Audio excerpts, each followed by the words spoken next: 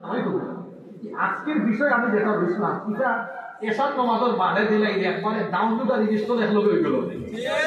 ওপর downloader list হইতে একটু দেরি হয়েছে কারণ নেটওয়ার্কে আগে বেলা করে কাম করছে না কষ্ট দিলাম ওকা যায়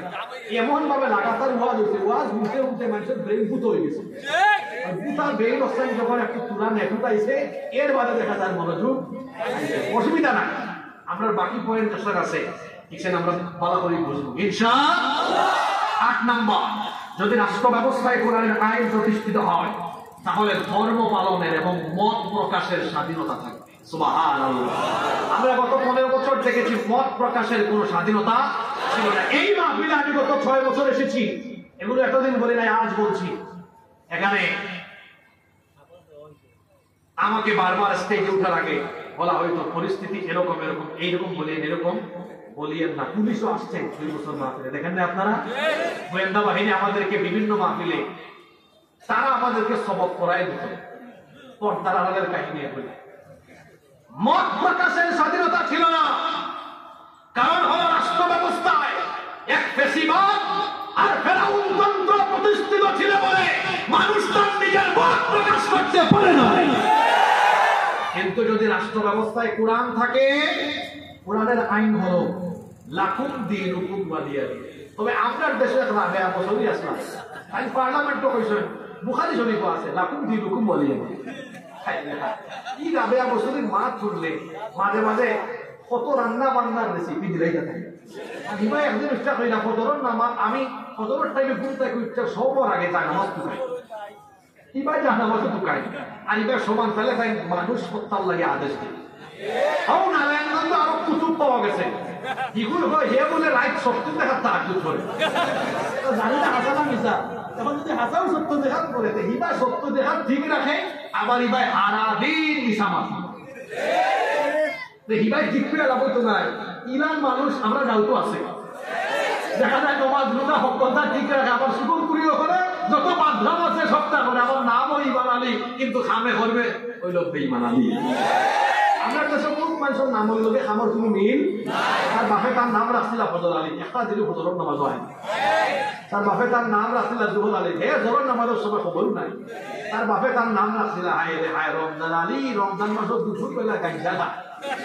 তার বাপে তার নাম রাখছিল কুরবান আলী, কিন্তু সামর্থ্য আছে কিফতার কিফতার কুরবানি দেয়। ইরান বাংলাদেশের বহুত মানুষ আছে নামের লোকে সামর কোনো মিল।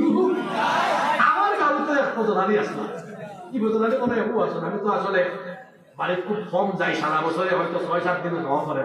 ব্যস্ততার কারণে। তো ইরান বহুত মানুষ আছে নাম ইমান আলী। আমি একবার এক জায়গায় ওয়াজ করলাম, যার মাঝে নামাজ নাই তার মাঝে ইমান নাই, আর ওয়াজ বাদে এই বেটা আমার বলছে কিতা হইলে আপনি ইমান নেই, আমার বাপে আমার নামও দিলে ইমান আলী। এখন তারে খেয়ে বুঝাই দেবো মানে আমি বললাম যে নামে তো খালি অন্য নাই, যে তো রসুলের হাদিস যে যার মাঝে নামাজ নাই তার মাঝে ইমান। সম্মানিত মুসলমান, সম্মানিত উপস্থিতি, বলছিলাম কোরআনের আইন রাষ্ট্র ব্যবস্থায় থাকলে আপনি মত প্রকাশের স্বাধীনতা পাবেন, ধর্ম পালনের স্বাধীনতা পাবেন, কারণ আল্লাহ তো কোরআনে বলেছেন লাকুম দীনুকুম ওয়ালিয়া দিন। এখানে আমার খুব অপব্যাখ্যা করছিলাম, লাকুম দীনুকুম ওয়ালিয়া দিন, ধর্ম যার উৎসব সবার, অথচ এটার অর্থ হলো তোমাদের ধর্ম তোমাদের, আমাদের দিন। এই দেশে যদি কোরআনের রাষ্ট্র প্রতিষ্ঠা হয়, আলে উলামা আর ইসলামপন্থীদের সমন্বয়ে যদি একটি কোরআনের রাষ্ট্র প্রতিষ্ঠা হয়, এদেশে হিন্দু বৌদ্ধ খ্রিস্টান মুসলমান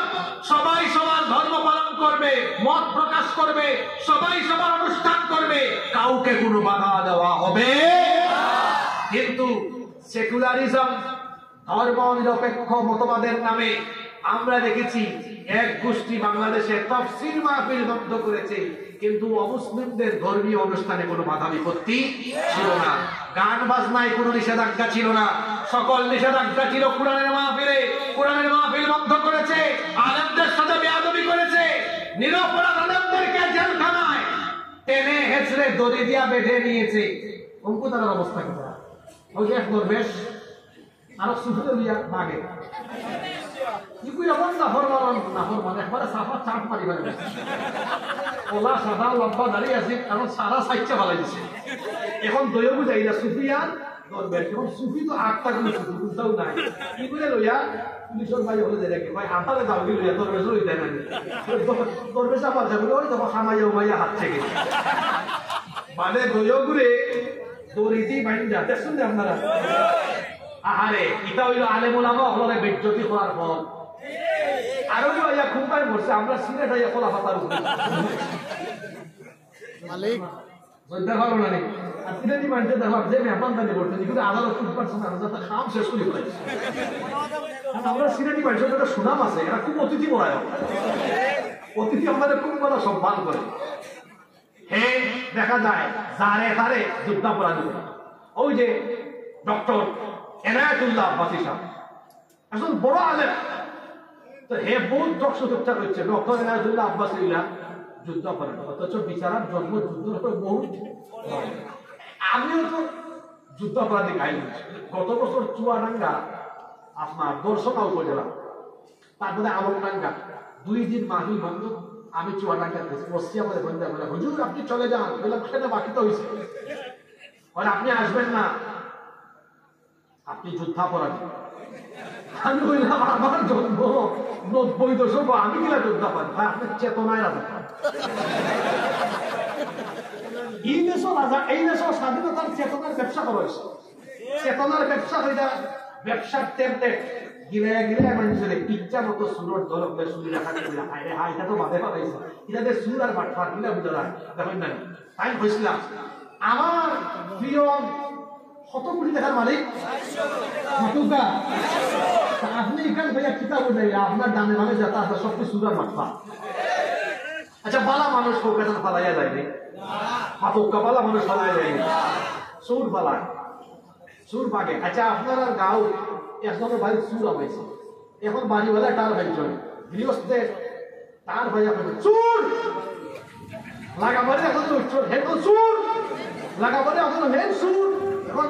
আমার যাই দিলে গেছে কি মসজিদের মুয়াজ্জিন সাহেব খানি তাই উঠা করতাম ঘুম থেকে উঠতেও দিয়েছেন মাইক্রো সুইচ অমুক বাড়িতে 14 কেজি লাঠি সোটা নিয়ে এগিয়ে আসে এখন মুয়াজ্জিন সাহেবের মাইক্রো ঘোষণা নার বাদে কি সুর আর থাকবো না বাড়বো আতকা থাকবো না বাড়বো আমরা তো 15 বছর আমরা উস্তাদ হল আমরা সিনিয়র আলেম উলামা হল আমরা হামলা মামলা এত কিছুর সম্মুখীন হয়েছি আমরা দেশটাকে বাইজা গেছি না কেন আমরা অপরাধী নাই সুন্নাহ দেখান নাই আপনারা তো 15 বছর বাদে যখন ফতন হয়েছে 15টা মিনিট থাকতে পারছেন না কারণ আপনারা তো ভালো মানুষ না মানুষের মান চুরি করে খাইছেন দেখতে হইতো সুর জেলা গৃহস্থর বয়ে ফেলায় ঠিক তেমনি রাষ্ট্রীয় চোর হল রাষ্ট্র জনগণের উপরে দৌড়াইয়া ভয় হয়ে ফেলা যাচ্ছে বুঝা যার উদ্যোগ আপনারা চার্জ দিচ্ছে নাকি তা দোয়া করে নাই জানেন হ্যাঁ আমরা ওই শেষ বাই দিচ্ছি আজকে বেশি বেশি সিলোটি মার মাইটা গেছি এবার জানেন শুনি আপনারা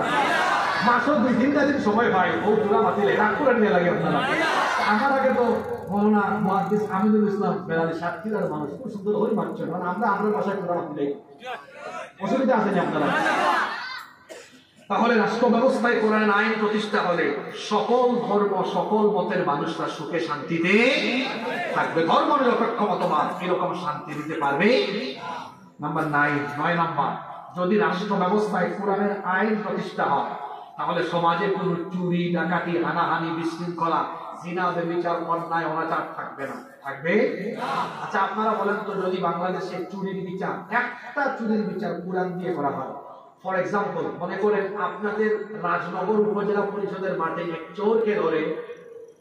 ওসি সাহেব বা এখানে ইউএনও বা ম্যাজিস্ট্রেট এসে বিচার করলেন ডান হাতটা কাটো এটা যদি রাজনগরের মানুষ দেখে কিন্তু এক বিচার দেখে আমার বাকি যত সেতরা সুরার সাবার আসলাম কিন্তু তার লাগাম শুরু হয়েছিল ঠিক আছে নি কথা আর যেটা পর্যন্ত পুরিন্তরে রাস্তাঘাটে বাইরে ডিস্টার্ব করেন হয় বাইরে পাই দেহ মাথা ঠিক নাই ইফটিজিং আর দর্শন এই যে সমাজও বাড়ি গেছে কোরআন দিয়ে একটা দর্শনের বিচার করে দেখো বাংলাদেশের সব লুচ্চা বদমাস তার লাগাম শুরু হয়েছিল তাহলে বোঝা গেল কোরআনের আইন দিয়ে যখন দেশ চলবো এই দেশও আর কোনো চুরি থাকতো না ডাকাতি থাকতো না দর্শন থাকতো না চুরি ডাকাতি হানাহানি মারামারি বিশৃঙ্খলা কোনটা থাকতো না একটা সুখী রাষ্ট্র হয়েছিল সুবহানাল্লাহ এর লাগে ফোকাস আমরা দেশ পুরানো আইনের দরকার আসেনি। নাম্বার 10 10 নাম্বার ইনো বেকার আছেন না বলে বেকারের বেইটা খাইতে ভালো নিব কার হইছে যদি পুরানো আইন প্রতিষ্ঠা যদি কিতাব পুরানো আইন প্রতিষ্ঠা মনে করুকা বাংলাদেশে ওই যে এতগুলা মন্ত্রণালয় আছে ফোকাসের বাংলাদেশে জাকাত মন্ত্রণালয় আছে নি জাকাত দি একটা সমাজে কিলা বদলাই যে আমার ভাষা ওকা কানসিলিটি ভাষায় সুন্দর করে বুঝাই মনে করুকা আমরা নি গাঁও সারপাড়া গাঁও এবার 50 জন মানুষের উপরে জাকাত খরচ এই 50 জন মানুষের জাকাতের টাকা তুললাম মোট হইছে 2 লক্ষ টাকা কত টাকা এখন আমরা কিতা করলাম আমরা দেশে মানুষ আসলে জাকাত দেওয়ার সিস্টেম জানে না আসলে জাকাতের উদ্দেশ্য দান সদকা না জাকাতের উদ্দেশ্য হইল দারিদ্রতা বেকারত্ব বিমোচন বুঝা দেওয়া আমি জানি না আপনারা কিনা জাকাত দেন যেমন আমি গত কয়েক বছর ধরে জাকাত যেমন দেই আমি আমার জাকাতের টাকা এই 20 জন 30 জন মানুষের না দিয়ে সর্বোচ্চ 2-3 জন দেবে এবং এমন ভাবে দেয় যাতে এই 2-3 জন ব্যক্তি পরবর্তী বছর আর জাকাত খায় না বরং তারা যেন সব সময় লাগে স্বাবলম্বী হয়ে যায় সুবহানাল্লাহ কোনো কামলা করে দেখো রাষ্ট্র পুরাণ থাকলে পুরানোর ওয়াজ যদি এত সুন্দর হয় তাহলে পুরানোর দেশ সুন্দর হইব কম না বেশি আপনারা গাঁও দিয়ে উদাহরণ দিলাম সারপাড়া গাঁও 10 জনের কথা বুঝতে পারি 10 জনের জাকাতের টাকা উঠাইয়া দেখা গেছে কইছে কত টাকা হইছিল আচ্ছা এই 2 লাখ টাকা দিয়া এখন আপনি মনে করুন একজন বিধবা মহিলারে 50,000 টাকা দিয়ে তার সেলাই মেশিন কিনে দিলা তাহলে এই মহিলা কি বেটি আর অন্য জায়গা দিয়ে আর কথা লাগবে না নিজেও খাইলিও না শেষ আর বেটা কৃষি কাজ করে এমন জায়গা জমি আছে আলোর বলদ নাই আপনি 80-90,000 টাকা দিয়ে আলোর বলদ কিনে করলাম কিনে দিলে বাবারে কিনে করিয়া আর একজন বেকার হওয়া গেছে এই গাঁও বেকার যুবক তাহলে শুধু একটা টঙর দোকান আর একটা রিক্সা বা ব্যাংক কিনে দিলাম বা একটা অটো রিক্সা হলে টমটম হয় কিনে দিলাম আচ্ছা মনে করুক আমরা এই 2 লাখ টাকা দিয়ে কি বছর 3 জন মানুষের যে টাকা দিলাম 300 জন না দিয়া 2 লাখ টাকা 500 করে দিলে দেওয়া যাবে কতজন মানুষের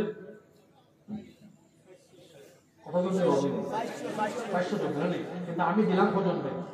400 জনকে দিলে এরা আগামী বছর আবার আসবে আর 3 জনকে দিলে এরা জীবনে কোনোদিন আর এটা তো সারফারা গাঁও হিসাব মনে করুন গোটা বাংলাদেশটা কি জাকাত মন্ত্রণালয় এই বছর জাকাত কালেকশন করা হইল 1,40,00,000 কোটি 1,40,00,000 কোটি এখন এই 1,40,00,000 কোটি টাকা জাকাত মন্ত্রণালয় আইনা একটা জরিপ করিয়া বাংলাদেশের বেকার 70 লক্ষ মানুষের আনাও কত লক্ষ 70 লক্ষ আতর সরকারের পক্ষ থাকি 2 লাখ টাকা দেওয়া ও 2 লাখ টাকা দিলাম 70 লক্ষ মানুষের তোমরা ব্যবসা করো ছোটখাটো ব্যবসা বাণিজ্য করে তোমরা খাও আপনারা হোকা চান তাইলে 70 লক্ষ বেকার আর বেকার থাকবনি ও ওলা যদি প্রতি বছর ইসলামী রাষ্ট্র থাকে পুরানো রাষ্ট্র আর যদি জাকাত মন্ত্রণালয়ে বড় বড় আলেম হলে জাকাতের টাকাগুলা সরকারিভাবে কালেকশন করিয়া প্রতি বছর যদি এভাবে লক্ষ লক্ষ বেকাররে কর্মসংস্থানের ব্যবস্থা করে দেন জুড়ে হোক আছে 10 বছরের ভিতরে বাংলাদেশ আর এবু গরিব মানুষ থাকুন এরকম একটা গরিব বাংলাদেশে তারা গরিব হওয়ার সোর্স পায় না পাইতো কিনা তারা তো বাংলাদেশ ছাড়া শয়তানের দেওয়া বুদ্ধি দিয়া আল্লাহর দেওয়া বুদ্ধি দিয়ে চালাইলে হোক এবু বেকার থাকবো না তেমা হোকা যুবক ভাই হল যারা আমরা আজকে বেকারত্ব লাগি আমরা টেনশনের মাঝে আছি বেকারত্ব দূর করবার লাগি ইসলামী রাষ্ট্র ব্যবস্থা কুরআনের শাসনের দরকার আছে নি ফটা পড়ে হইছি পুরা দূরে দেখেন ফাউলি শুনছেন আমার মনে করে দেখুন শেষ করিলে যাবে 11 নম্বর সুবহানাল্লাহ কোরআনের শাসন যদি প্রতিষ্ঠা হয় আমরা সচরাচর যা দেখি হায় রে হায় বরাদ্দ আইছিল 100 জন মানুষের লাগি 10 লাখ টাকা সুরর সুর হলে এই 10 লাখ রে পার্সেন্টেজ কইরা পাইতা খাইতে জায়গা মতো আইছে 1 লাখ টাকা ঠিক কিটা হোগা ইয়া আসেনি কিন্তু যখন কুরআনের রাষ্ট্র থাকবো আর কুরআনওয়ালা মানুষ যখন শাসন করবা তখন এই চিত্র থাকতো না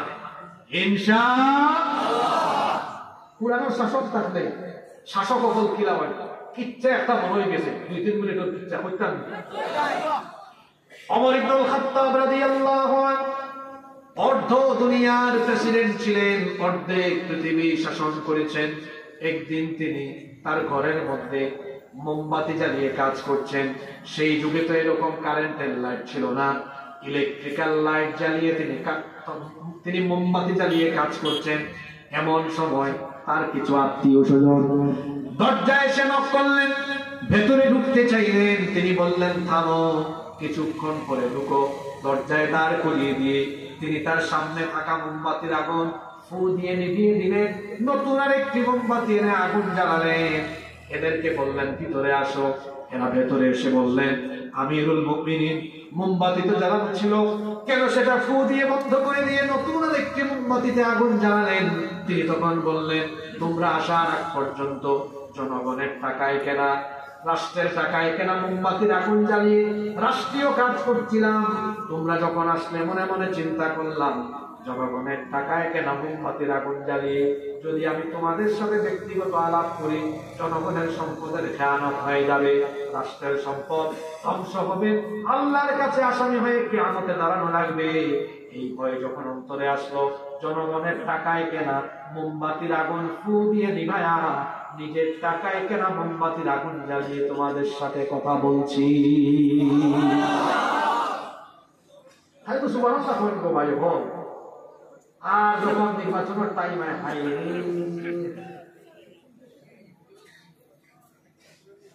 আস মুরগি থেকে দামারও করে যায়। ঠিক আছে নি কথা?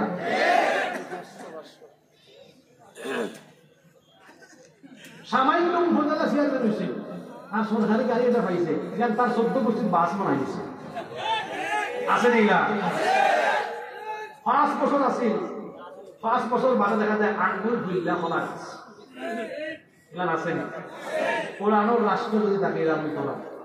কোরআনের রাষ্ট্র থাকলে যারা রাষ্ট্র ব্যবস্থার দায়িত্বটা থাকবা, তারা দায়িত্বরে বুঝা মনে করিয়া আল্লাহর কাছে জবাব দিয়ে তার বই না যখন রাষ্ট্র চালাইবা, তখন মানুষ সুখে শান্তিতে থাকবো ইনশাআল্লাহ। 12 আর কষ্ট দিতাম না। শেষ পয়েন্ট হইল, খেলে রাষ্ট্র ব্যবস্থার কোরআন দরকার, কারণ এটা রাসূলের সুন্নাত। খদু খাওয়া সুন্নাত। এই বাপরে বাপ,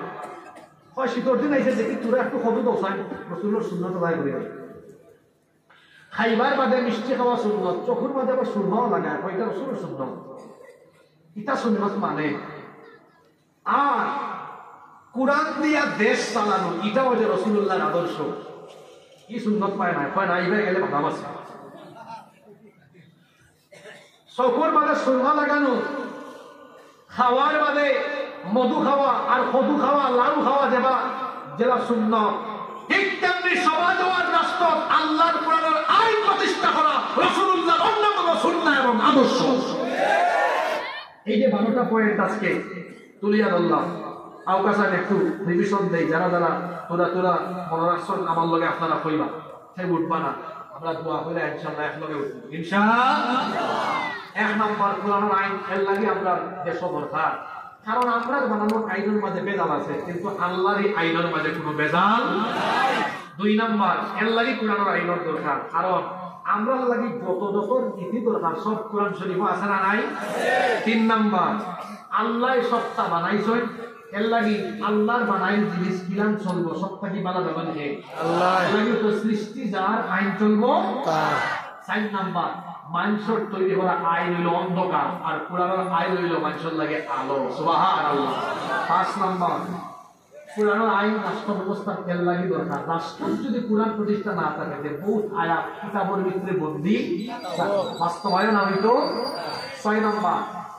কোরআনের রাষ্ট্র প্রতিষ্ঠা হইলে মানুষের ন্যায় বিচার পাইবা। 7 নম্বর, কোরআনের রাষ্ট্র প্রতিষ্ঠা হইলে সব মানুষের তার অধিকার পাইবা। 7 নম্বর, কোরআনের রাষ্ট্র প্রতিষ্ঠা যদি হয়, 7 নম্বর তো কই দিছে না। 8 নম্বর, কোরআনের রাষ্ট্র প্রতিষ্ঠা হইলে ধর্ম আর মত প্রকাশক সুযোগ পাওয়া যায় ইনশাআল্লাহ। 9 নম্বর, কোরআনের আইন প্রতিষ্ঠা হইলে সমাজও কোনো অপরাধ থাকতো না, অপরাধ নির্মূল হয়ে যাব ইনশাআল্লাহ। 10 নম্বর, সমাজও কোরআনের আইন চালু হয়ে গেলে কোনো গরিব মানুষ আর সমাজও থাকতো